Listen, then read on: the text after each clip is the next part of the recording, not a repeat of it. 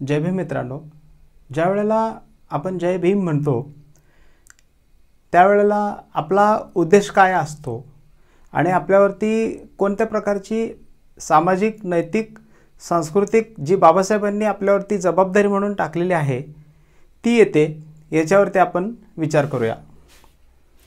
तर मी ज्या वेळेला एखाद्या महापुरुषाचा जयघोष करतो तर आमचे महापुरुष ते आहेत आधुनिक बुद्ध डॉक्टर बाबासाहेब आंबेडकर। तर यांच्या नावाचा जयघोष करणे म्हणजे यांनी आमच्याविषयीचं किंवा संबंध भारतामध्ये इथल्या वंचितांविषयी आणि सर्वच एकंदरीत समाजाविषयी जे स्वप्न पाहिलेलं आहे ते स्वप्न पूर्ण करण्याची जबाबदारी आपल्यावरती येते। तर इथला जो वंचित समाज आहे त्या वंचित समाजाने ही जबाबदारी स्वीकारलेली आहे। मग असं असताना वस्तीतले किंवा बाबासाहेबांच्या विषयी तळमळ आणि प्रेम असणारे लोक ज्या वेळेला जय भीम म्हणतात त्यावेळेला त्यांची ती जबाबदारी अशी येते की बाबासाहेबांनी जे पाहिलेलं स्वप्न आहे ते पूर्ण करायचं आहे। आता दुसरी गोष्ट म्हणजे इतर प्रस्थापित लोक ज्या वेळेला तुमच्याकडे येऊन जय भीम म्हणतात तर त्याच्या पाठीमागचा काय स्वार्थ आहे, तर तो म्हणेल की बाबासाहेबांनी या देशाचं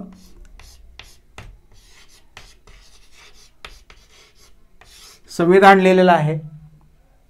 जर तो राजकीय व्यक्ती असेल, राजकीय हेतूने तो म्हणेल की बाबासाहेबांनी संविधान लिहिलेलं आहे म्हणून मी या देशाच्या संविधान निर्मात्याचा जयघोष करतो। एखादी व्यक्ती अर्थतज्ञ असेल,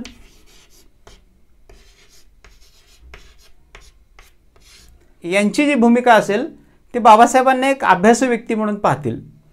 दुसरी गोष्ट म्हणजे समाजशास्त्राचे जे लोक असतील ते बाबासाहेबांना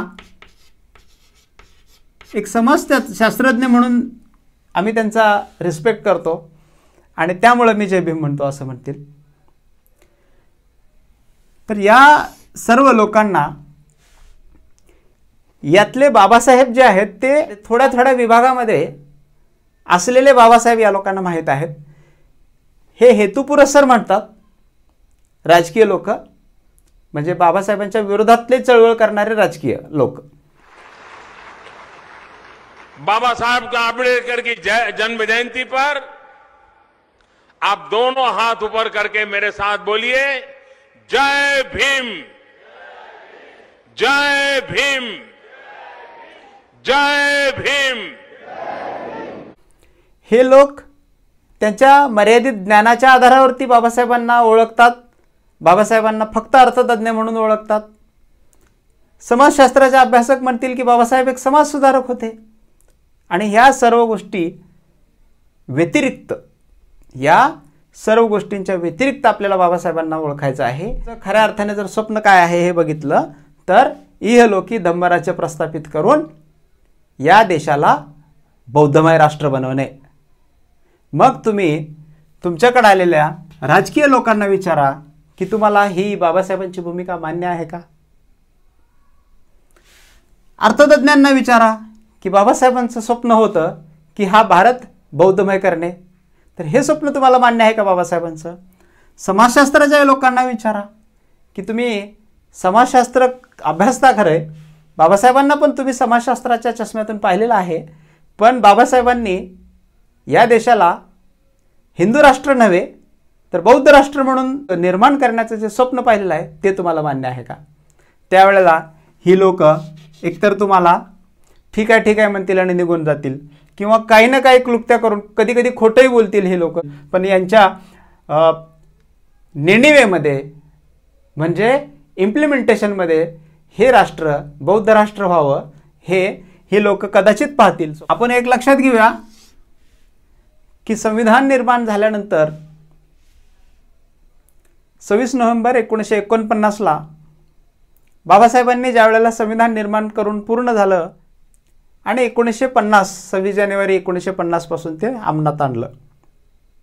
बाबासाहेब इथं म्हणतात की आपण भारतातलं संविधान निर्माण तर केलेलं आहे, पण हे संविधान आपण अंमलात आणून आपण एका विरोधाभासाच्या विश्वात उतरलेलो आहोत. मग तो विरोधाभास कोणता? तर तो विरोधाभास हा आहे की संविधान तुम्हाला काय देतं?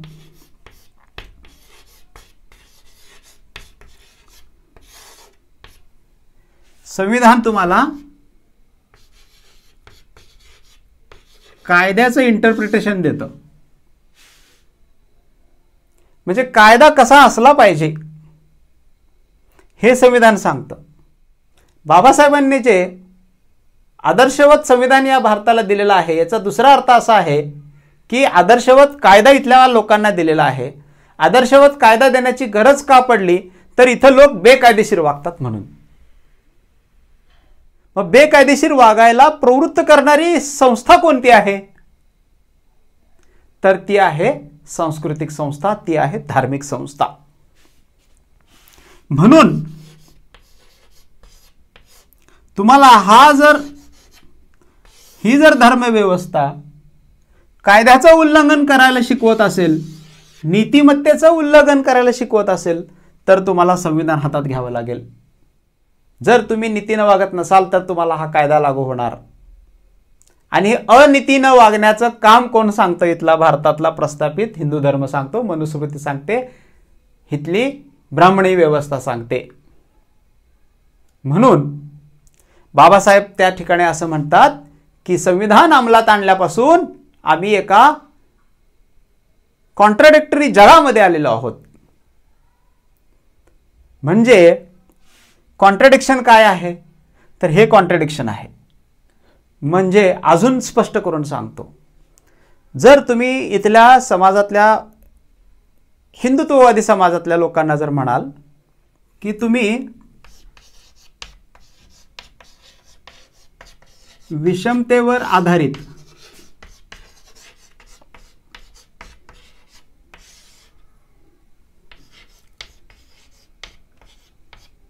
पवित्र,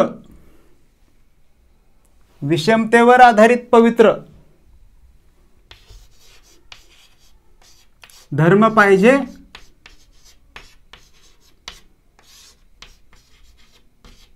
की संविधान पाहिजे? भले ते विषमतेवर ते आधारित असलेलं का असे ना, पण तो आमचा पवित्र धर्म महत्वाचा आहे आणि त्यामुळे आम्ही संविधानाच्या ऐवजी हा धर्म पवित्र असल्यामुळे आम्ही मानणार. म्हणून बाबासाहेबांनी काय सांगितलं? संविधानाचं जर तुम्हाला संवर्धन करायचं असेल तर संविधानाला पोषक असा धर्मव्यवस्था इथं असणं अतिशय महत्वाचं आहे. मग संविधानाला पोषक धर्म कोणता आहे? तर संविधानामध्ये काय सांगितलेलं आहे? पंचशील सांगितलेलं आहे.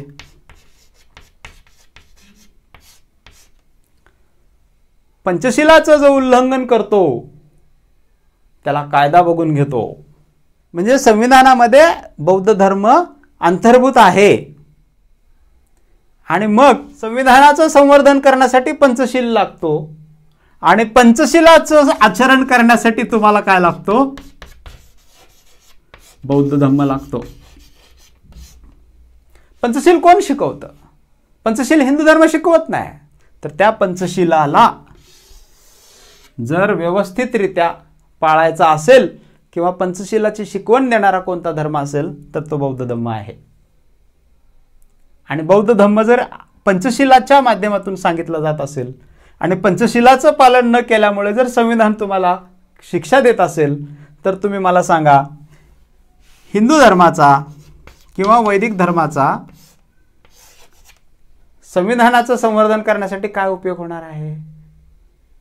म्हणून बाबासाहेब इथं म्हणतात की इथली प्रस्थापित व्यवस्था तर ब्राह्मणी व्यवस्था आहे, इथली प्रस्थापित व्यवस्था तर हिंदू धर्माच्या मनोऱ्यावर म्हणजे वर्णव्यवस्थेच्या आधारावर उभी आहे. आणि वर्णव्यवस्था ही लोकांच्या मनामध्ये रुजलेली आहे. का? तर जातीय व्यवस्था आणि वर्णव्यवस्थेला पावित्र्याचं अधिष्ठान कोणी दिलेलं आहे? तर हिंदू धर्माच्या संस्थेने दिलेलं आहे. त्यामुळं जी लोक तुमच्या समोर येऊन जय भीम म्हणतील त्या लोकांना तुम्ही खरोखर विचारा की तुम्ही जय भीम का म्हणता, तर ते म्हणतील की मी संविधान निर्मात्याचा मी जयघोष करतो. मग त्याला विचारा की संविधान निर्मात्याचा जयघोष जर करत असाल तुम्ही, तर मग संविधान निर्माण झाल्यानंतर संविधानाचं खरोखर आचरण करण्यासाठी कोणती व्यवस्था लागणार आहे, तर संविधानाचं खरोखर संवर्धन करायचं काम जर करायचं असेल तर तुमची धर्मव्यवस्था पोषक आहे का? कारण तुमची धर्मव्यवस्था जातीयवाद सांगते, तुमची धर्मव्यवस्था वर्णव्यवस्था सांगते, तुमची धर्मव्यवस्था आंतरजातीय विवाहाला अमान्य करते, तुमची धर्मव्यवस्था स्त्रियांवरती अन्याय अत्याचार करते, तुमची धर्मव्यवस्था मुलींना शिकू देत नाही, तुमची धर्मव्यवस्था जातीयवाद पाळणं पवित्र समजते. मग ही तुमची धर्मव्यवस्था आणि संविधान हे कोणत्या रेषेमध्ये तुम्ही बसवणार आहात, हा जर तुम्ही प्रश्न विचारलात तर तो म्हणेल की एकतर मी बौद्ध होईल, नाहीतर मी जय भीम म्हणायचं सोडून देईल, कारण मी जय भीम म्हणायच्या लायकीचा नाही. कारण ज्या व्यक्तीचा मी जयघोष करतो आहे त्याने निर्माण केलेलं मला माहीत असलेलं जे संविधान आहे ते संविधानाचं संवर्धन करण्यासाठी माझी धर्मव्यवस्था ही पोषक नाही. आणि त्यामुळं बाबासाहेबांनी 14 ऑक्टोबर 1956ला जे क्रांतिकारक काम इथं बौद्ध धर्माचं पुनरुज्जीवन करण्याचं काम केलेलं आहे ते संविधान निर्माण केल्यानंतर केलेलं आहे. धर्माचा अभ्यास करून आम्हाला इथं धर्म पुनरुज्जीवित करून दिलेले महापुरुष हे आमचे बाबासाहेब. आणि या वेळेला जी लोक खरोखर जय भीम म्हणून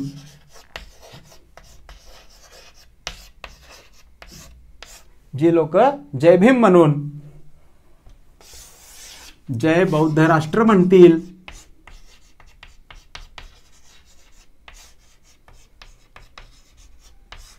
काय म्हणतील, जय भीम म्हणून जे लोक जय बौद्ध राष्ट्र म्हणतील ते खरे आंबेडकरवादी. अशा पद्धतीने आपण समोरच्या व्यक्तीला, तो कुठल्याही जाती धर्माचा असू दे, तो जर जुन्या धर्माची व्यवस्था सोडून संविधानाला पोषक असणारा बौद्ध धर्म या देशामध्ये जर प्रस्थापित करण्यासाठी जर तो जय भीम म्हणत असेल तर तो जय बौद्ध राष्ट्रसुद्धा म्हटल्याशिवाय राहणार नाही. द बुद्धिस्ट इंडिया या चॅनलवरती आपण या विषयावरती इथंच थांबतो आहे. मित्रांनो, माझी कळकळीची विनंती आहे की सबस्क्राईब नावाचं खाली बटन दिसतं त्याला कृपा करून प्रेस करावं, बेल आयकॉन देखील ऑलला सेट करून ठेवावे. म्हणून जय भीम, जय बौद्ध राष्ट्र.